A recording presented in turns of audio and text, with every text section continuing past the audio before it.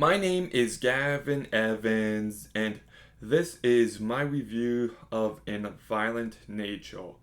And this is a slasher movie told from the killer's point of view. And based on everything I heard about this movie, I thought I was going to hate it. I didn't even want to watch it because I thought I was going to hate it. But my curiosity got the better of me, damn it, and I watched this piece of shit and I fucking despised it. I'm just pissed off at myself more than anything else. Like, this movie is exactly what I expected it to be, and I just despised it. I really did. It is one dude walking, walking, walking, walking, walking, walking, walking, walking, walking, walking, walking, walking. Like, that's the movie. No joke. That is what it is. A good 70% of this movie is just one dude walking through the forest. No exaggeration. And at first, you're like, okay, this is oddly calming. I like the sound. And after 2 minutes, you're just like, shit, this is the entire movie, isn't it? Ugh. And it's also shitty because when the movie does switch gears for the last half hour,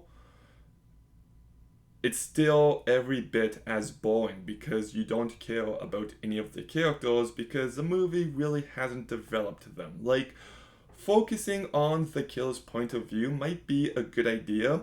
Not the first time it's been done. There's a 2012 movie called Maniac starring Elijah Wood that also did it, but maybe there's a reason why movies like this decide to focus on the good guys and develop them so we care when something happens. Like, just maybe there's something to that because this movie, like, as a short film, it could have worked. I would have been okay with it. As a feature-length film, no thanks. And also because you're focusing on the killer the entire time, there's just no tension. So like whenever someone gets killed, that's usually the payoff to the tension that has been building within that scene. But without that tension, it's just not as good. It just isn't.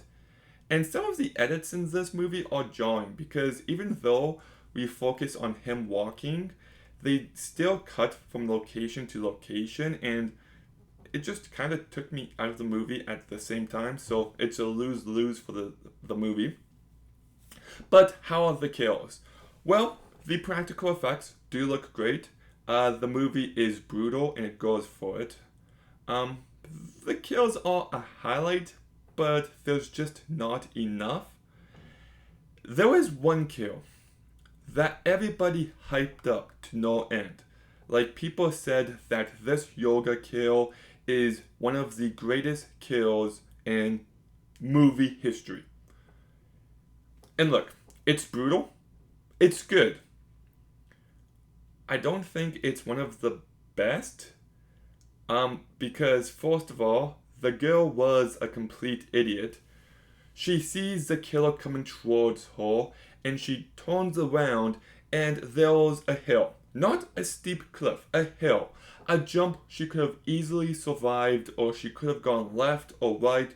She could have tried to escape, but she just doesn't.